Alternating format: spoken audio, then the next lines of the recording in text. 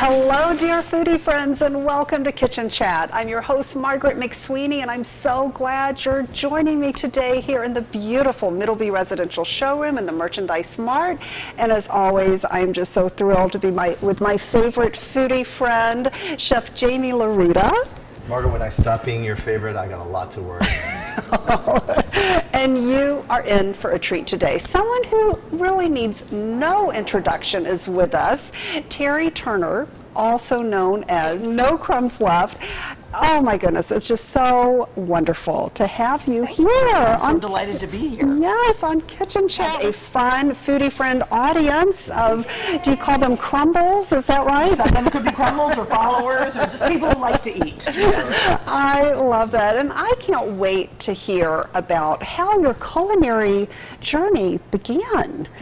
Yes. Well, thanks for asking. I mean, I'm just a gal that likes to eat. That's what I always say. You know, I'm a home cook, but I've been a passionate home cook, you know, pretty much for my whole life. I was born in a family that liked to eat. My mother absolutely didn't like to cook at all. And so I watched her journey, and I was like, oh, if you're going to live a long life, that's probably not a good thing to do, never like to cook. So when I got out on my own and I embraced sort of cooking and entertaining and what that meant, it was just the beginning for me of a lifelong passion. I always say it's my mistress. It's a lifelong passion, and I love to cook. I love to eat, and I love to talk to chefs and farmers markets, and so foodies of any kind. Oh, and Jamie, she is known as the Julia Child of our generation. Yes, you have been given that. I think they made it yes. That's a huge title. That's a big hat to wear. It is. And I love to, I did a little bit of reading. We are on a parallel path, as we both know. You lost your mom, right. And you do so Yes. much to honor her. Absolutely. And the reason I do Kitchen Chat is to honor my late father, who was a wonderful gourmet home chef, and he passed away in Paris 29 years ago on a business trip, and from a massive heart attack. Restaurant is all I want to say. He had gone to Notre Dame just right before he was at the Charles de Gaulle Airport, but he loved the restaurants in France. But I just have a little gift for you before we start that just puts the perfect pairing together. What is it? A silpat. And it says Paris on it. Thank you. And just so you know, Paris is my favorite place in the world. I'm absolutely a gal that loves Paris. Love that, and there's a little something else in there too to represent your mom. Love that. Guys, Margaret McSweeney. And it's right there. Oh, I love that. I love it. It's a rooster. So the symbol for my mother is a rooster. And so we look for it and find evidence of her in all of our moments. So thank you. That's super cute. Yes. Love it. Thank I love you. that. So I call these hugs from heaven. Love it. So thank you for letting me share that. Yes. So you have an incredible Instagram following. I do. So For how some did that? crazy reason. What did you say? some crazy reason. For some crazy reason. Yeah. How did you cultivate that? How did that come about? And how do you continue? And how much do you feed it? Oh, I mean, I feed it for sure. I mean, people say, how did you get that following? And I always like to say, in one follower at a time. Right. But, you know, in the beginning, I thanked every single person that followed, because it's really my honor, and it's such an honor that people would want to follow along on the food journey. So, you know, what happened was I had about 44 followers, and one time I went on Andy Cohen's Instagram to make a comment, because I love Andy, and somebody said to me, well, we really care about you and your 44 followers. And I said to myself at that moment, I'm going to do something about that. So it was definitely a paradigm shift. It was really more my sharing my journey about cooking and eating, and my friends would want to see what I was making. And what happened was one person showed up at a time. Yeah.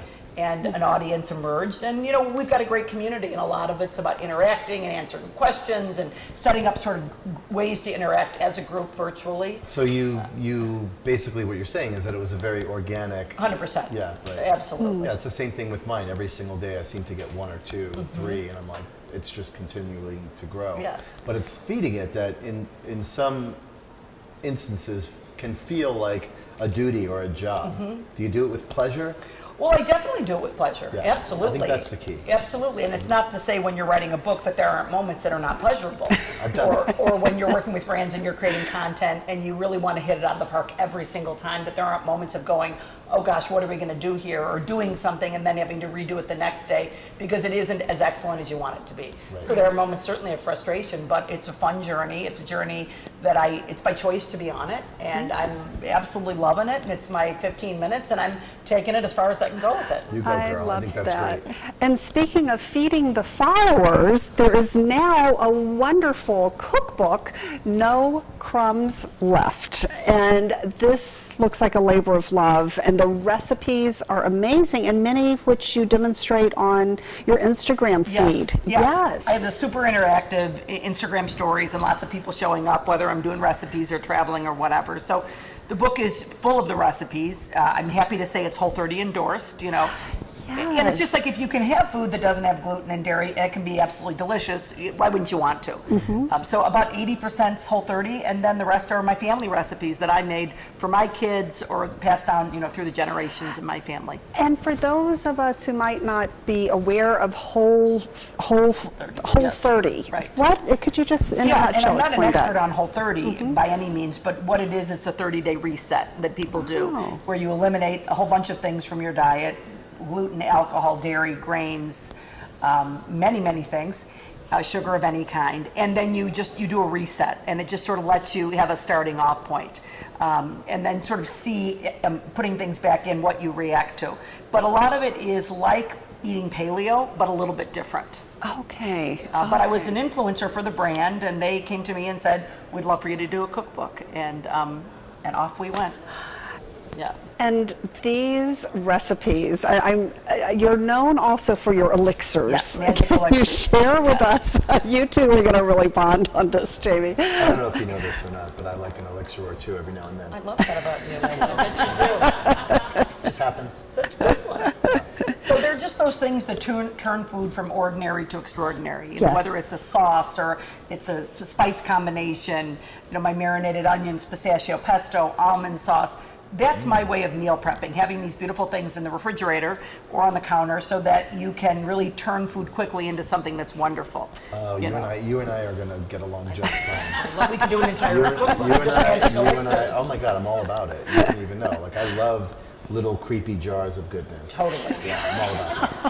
There's actually a centerfold in the book, and what it is it's my freezer, and the freezer has all of my jars of, you know, chicken au jus and some sauce that I have taken from a dried mushroom and created a wonderful stock, and it's just full of. And when we were doing it, I was like, we should photograph this because this is Teri here. Absolutely. So And we the had a lot book, of fun. the book is. Do you collect cookbooks? I really don't. Yeah, neither do I. Yeah. But it's like I love the size of it. It's like the square. It's like very cozy. Yeah. But the pictures in there really make you hungry. Like, I thumbed through the book really quickly. I can't wait to like take a deeper dive. But the photography is beautiful. Yeah, Tim Turner was my photographer. He's a James Beard award-winning photographer. He's done something like 80 books. Oh yeah, you can tell. You know, and he's amazing, and he was really a mentor and a friend. And you know, he ran into me at a certain point, and you know, said, "You've got this unbelievable following, but you do not know how to take a picture."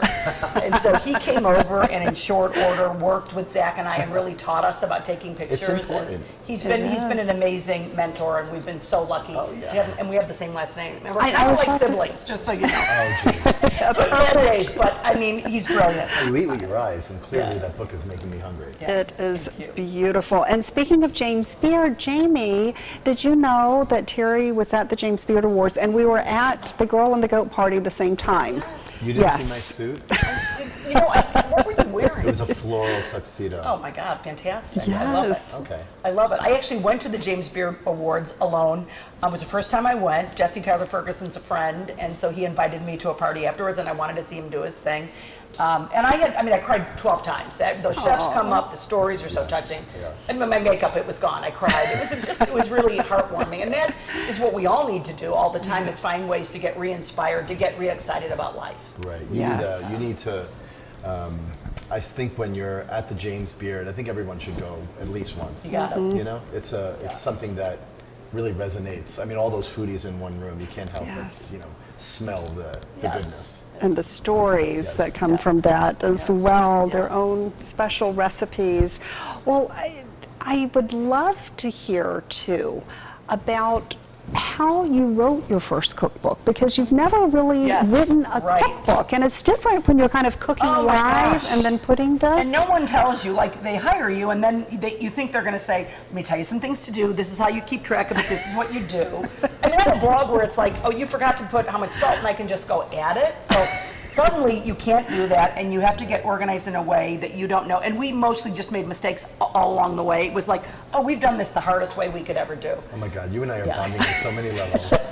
We really are. We were just like just skinning our nose constantly, you know, Oh, yeah. making a lot of I mistakes. wrote one cookbook. I wrote a cookbook with Sarah McLachlan called Plenty. And I thought, yeah, I could write a cookbook. That's a difficult thing to It's do. totally, It's time yeah. consuming. It's really a project of passion because you got to get it right. It's a project of passion, and it's a year and a half of your life where you're not Exactly. going on vacation, Wow. where you're not, Absolutely. you know. Wow. But then I said, there's the recipes, but if I can do a cookbook, what more do I want to say? What's important to me? What do I want to put into it? So that was really the fun part for me, was I have my lucky number is 48, and I put 48 of my favorite cooking tips. Yes. You know, I love sort of positive thinking quotes. So I had beautiful quotes, you know, everyone from, you know, Bill Murray to Mother Teresa, you know, and I wanted to sort of weave my mother and my parents and sort of what they've given us, and I know you come from an amazing family, that I really wanted to weave that into the book. So my symbol for my mother is the rooster, and I just made sure, you know, everywhere we had that we just had little pieces of my mother. Yeah. And we had my family, like you get a prop stylist and they bring all this wonderful stuff. And I was like, this is great, but I have beautiful family items, and that's really important to me that they're I'm telling you, we're active brothers. You're my new girlfriend. I feel I'm gonna like meet some of the siblings, I just want to say. Okay. Remember you said that. Yeah. So I think a great cookbook, Margaret, has a piece of yourself in it. You know, I know every time I look at my cookbook, although it's ancient right now, every time I look at it, I remember the moments. And I did put, you know, a piece of ourselves. It was Sarah and myself collaborating on that. All of her artwork is through the book. So when I look through your book, I don't even have to, I can just pick it up and feel that. Yeah. So it's important that you put a piece of yourself into it. And if it's as good as this, then it's got to be a great cookbook. Thank you. Absolutely. It's a labor of love. I put my love into it. And I just kept saying to my publisher, well, now I'm going to be adding 50 quotes. Well, now I'm going to be having tips section. Well, now I'm going to have tips throughout the book. And whatever I said, he never said no. I don't think he's going to say, you can't do that. So he let me do what I wanted, and, you know. She's the Madonna of cookbooks right now. that is a great, the Julia Child and the Madonna Jeez, of what a cookbooks. combination That that is is. powerful. We're going to have some Let fun. me think about that for a minute. Wow. Singing in the kitchen. Do you sing? I did it all. Okay. I did it all. I come from a family of musicians, and I'm pretty much toned down. Oh my Wonderful. goodness. Well, it's really, there's just 3 sisters and my parents. But my mother was a musician, my children's father's mother was a musician, my son is a songwriter, my daughter's an actor, so, you know, we have creative people. Yes. That is great. And speaking of creative people, we have a fabulous live audience here, and I think we should open it up for Does anybody have a questions. question? We have one. Yes. I don't really have a question, but I just have a comment why I follow Teri on Instagram is because she's so down to earth and it's approachable. It's nothing that's super out of anybody's, like, you could be a beginning cook and make something from her cookbook. You don't have to have a culinary background or go to culinary school. It's just simple. And her red onions and the oil, I've been making that for so long and it's amazing. So it's just learning tips along the way, and you can just pick up everything. And obviously following her life on her stories is amazing too. Well, that's an amazing comment. She's Yes. talking about how, you know, approachable you are in your recipes and your cookbook and all that. Talk to me about the training you've had, the culinary training. My culinary training is simply the hard knock schools of life. It's just getting in there and cooking all of the time, and my interest in cooking. So all of the places that takes me, and, you know, if I'm going to do a sauce, it's doing it and getting it right and doing some research and figuring it out. So that's just been my lifelong passion, and I share my life with a man who does the same thing. Oh, that's amazing. And we love it. You know, we talk about what we're going to make and what we're going to eat, and How nice do is it, that? and, you know, practice and go and get the shrimp, and then it's like not quite right, and taking notes, and so it's what I love to do, absolutely. And of course I love to eat. Right. And I get a lot of people, being a chef, asking me, you know, whether their child or a friend of theirs wants to get into the culinary field, and ask me, do they need to go to culinary school? I think if you've got the passion for it, and you've got these days, the education is basically online. If you've got the passion for it, you can do it. I don't think that you really need. A culinary school is great, don't get me wrong. Yeah, I wouldn't, yeah. You know, it's a great foundation, but if you grow up culinary, you grow up in a culinary family, I think you've got the foundation you Right. much need. That's just my opinion. Absolutely. And speaking of shrimp, you had just mentioned shrimp. I love your recipe. Is it the shrimp and the coconut? Oh, yes, coconut milk, yes, that's wonderful. that So the idea looks is instead so of just good. like tons of soup, it's more like this lovely shrimp in a luscious bowl with the coconut broth. And the idea is, you're gonna love this, the shells are on, you put your hands in there, Oh, yeah. you're doing it with friends, and you take the shell off because it's much more delicious. Talk So- dirty to me. This is like Jamie. We're gonna have it with your family. You get right in there and you eat it, and that's a great bowl to share with friends. I love food like that. If I, I'm not shy, I'll stick my foot in it, guys. Yeah. Oh, no. Yeah. Sorry, Marty, for the visual. But I'm kind of curious. But I think that, food like that that's really interactive. Yes. I love when people get dirty when they eat. I think it's just great. It's Yes, so much fun. The other thing we do is we show the mistakes. If I make something and it's like I burned the pan or I did whatever, or we dropped the cake, we just say, oh, this is what happened, this is what we've learned. Like we just keep rolling. That's what we do. I love how in the cookbook, someone was visiting your kitchen and documenting everything going on, and your smoke alarm went off. That just made Totally. me feel immediately comfortable. Sometimes, Yes! 100%. Sometimes I say to people, be emotionally prepared when you're broiling this chicken. Your smoke alarm is going to go off, so just know right away in advance. It's going to be worth it. That is great. And you are going to be on the road. Can you share with the listeners and Can you imagine? viewers? So 20 Yes. cities. We're starting out Chicago, we're going to Minneapolis, New York, New Jersey, Boston, Atlanta, Houston, Dallas, Pasadena, Los Angeles, San Diego, Sacramento, Napa, San Francisco, Nashville, Seattle, Portland, Washington, and Denver. You are Madonna. Wow. She knows her tourist schedule. I know. Did you mention DC? I think I said DC at one Yeah. point. Washington, Yes. D.C. Wow. And I'm going to tell you who we have at Washington, D.C. as our co-host. We have Haley Jackson, who is the MSNBC and NBC Chief White House correspondent. And she contacted me and said, could I be your person in Washington? She follows and she's a fan. And she said, I know I'm not a food blogger, but my interview skills are proven. And I was like, you're in. I mean, so it's like, and we barely announced it because that event's almost all the way filled, but she's fantastic. And Wow. I'm a new fan. You got a new fan. Yes. You got a new fan. Yes. I'm not easy to fan. Okay. I'm not easy to fan. I'm not a fan, but I'm a fan. Thank I you. can feel the energy. It's good stuff. I love it. It's good stuff. And I am just so honored that before this book tour, Yes. you're joining us here on Kitchen Chat. Happy to. It's just like an There's honor a big to. difference with what you're doing here and the people thank that you have on. And I you. remember Gabby from Gabby's. Yes. I had lunch with her last year right before she came So here. fun. And, yeah. And where do you live? I live in Chicago. Oh, you live in West Chicago? Village, yeah. Oh my God, we're friends. Yeah. I know. Chicago my whole life. I mean, Yes. suburbs, but then moved to the city when I was 20 and never looked back. Cool. I live in Bucktown, Okay. and we'll cook together. That would be Yes. fantastic. And one thing I would love, and I know I mentioned to you on the phone, Jamie and I in Kitchen Chat have just started this very special initiative. Jamie, can you share with that? Because Yeah, charity begins in the kitchen. Absolutely. So Yes. it's a simple thing, a simple idea. Listen, so Margaret came into the showroom, and there's this amazing man. His name is Michael Earhart, and he feeds the homeless. Literally goes out and feeds the homeless. And Margaret asked me, he's going to come into the showroom, he's going to do a kitchen chat, and she wanted to help. So she asked me, the guy's opening up cans of he's going to big box stores, and he's buying big boxes of things to make. We're talking about stews and things like that. And not necessarily things that are charged with love, right? Right, Like right. when we do that. Yes. So Margaret asked me, maybe you can help garnish and let out other foods. So I thought, I have to do something better than that or bigger than that. And I lay down in bed at night, and it just came into my head, as if God tapped me on the shoulder and said, dude, you cook for them. And I thought, how easy is that? So I went out the next morning and I bought a big old pot. I brought it into the showroom and I made this incredible layered chicken stew. And it was fantastic, and I put all of my good intentions into it, and I drew on the pot lid and I signed it, and I thought, this is a whole pot of love. And I thought to myself, well, why can't every chef or foodie or gourmand do that and just give it to this man, or better yet, go and feed the people with him? So Margaret came in, I said, here's a whole pot of love, and I thought we fed them, and it was incredible, honestly.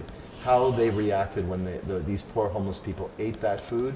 It was as if you gave them a B12 infusion. They were lit up, and they came back 2 and 3 and 4 times. And Michael said they never do that, you know. And they started talking to each other, and they started communicating, and it was as if you just watered a plant that had not been watered in a few days. And I thought to myself, you know what? I'm going to reach out to the good chefs of Chicago to start, and I'm going to ask them to make one pot, whether or not I have to go pick it up, or Michael has to go pick it up, or they bring it to my showroom. I'm going to give him a pot of love to feed these people, and I'm going to tell you something. It was magic. Wow. It was really, it was the kind of thing that I know works, as you know works, as when you're putting food and, you know, loving your food and gratitude and all that. People feel it. Absolutely. They feel it. It transforms. And you know sure. what? These people don't have the ability to go to Girl and the Goat and places like that. But I can certainly ask the chef to do me a favor and make their favorite dish for them. So that's what we're going to do. Oh, it's great. I'd be happy to. When I got back from that tour, I was happy. Yes. Yeah. Cook my bolognese or something fantastic. That's it. And then you just deliver it, and you feed people that really wouldn't ordinarily have the opportunity to eat something delicious like that. Fantastic. It'd be my pleasure. Yeah, thank you. We have a whole pay it forward sort of a motto at No Crumbs Left. And it's really, there's a section in the book that calls making a difference. And my parents taught me the idea of really making a difference in whatever ways that you can. And even in the community, we had over 100 people that just said, I want to buy a book for somebody else in the community. Over 100 people who said, I would like to buy a concert, a book tour spot, a concert tour. We've gotten it done. Okay. You're singing. I would like to buy a space. So we've had a lot of gifting that's gone, a lot of paying it forward. The same thing with our marinated onion bowls. I believe in the inherent goodness of people. And time again, we see that. And we see evidence of that. Certainly if we go around believing we're going to see it, we do. Yeah. And there are a lot of organizations that are more set up that we can, bigger charities and stuff like that. But Michael is doing something special. It really affected me, Margaret, when not only did he deliver the food, but he had a whole big table set up with like clothing and shoes and sweatshirts and socks, all fresh and clean, so these people can have a change of clothes. It was pretty astounding. It just provides such dignity, and you really get to see what happens firsthand. So thank you for your heart for charity. Thank you. And that will be another fun kitchen chat and social media. Well, thank you so much for being on Kitchen Chat. Just such a delight. And I always like to end the show with 3 top tips for the home chef. I know you have 48 in here, and we'll make sure we have the link and everything to her cookbook, No Crumbs Left. But top 3 off the top of your head. Well, first of all, I think if you can cook with chicken on the bone, if you can do bone on skin, skin on chicken, it's a revelation. I mean, and for people like everything wants everything boneless, salt, pepper, olive oil, stick it in the oven, 375 for 30 minutes, baste it. It's going to be absolutely spectacular. It is. Okay. The other thing is that there are people that do things better than us. So if you have a fishmonger, if you've got a fish store in your area, absolutely let them devein the shrimp for you, let the butcher butterfly the chicken for you, especially if it's something you're learning and you're just figuring it out. If there's a Middle Eastern store and they do hummus better than you do, absolutely. Oh, I'm with you. We're best friends. Absolutely, make that happen. And I save my pan juices, whether it's my chicken, my beef, all of those things make food so luscious. And when you do a chicken and then you've got the wonderful pan juices, don't throw it out. Stick it in the freezer, add it to minestrone, add it to pasta, rice, Bacon grease. Bacon grease too, we love it. All of these kinds of things. So all of that, and then there's 47 more. Yes, we have all of the tips here and No Crumbs Left. I'll make sure that we have a link to all of her information. But thank you again, Teri Turner, and thank you, Chef Jamie. Appreciate it being on Kitchen Chat. Yes, and thank you so much, foodie friends, those who are here in the beautiful Viking and La Cornue showroom. Come visit Chef Jamie Larita here in the Merchandise Mart, Discover Luxe Home, Suite 137, also the VikingLife.com. And please come visit me in my kitchen, kitchenchat.info. And always remember to take a moment and savor the day.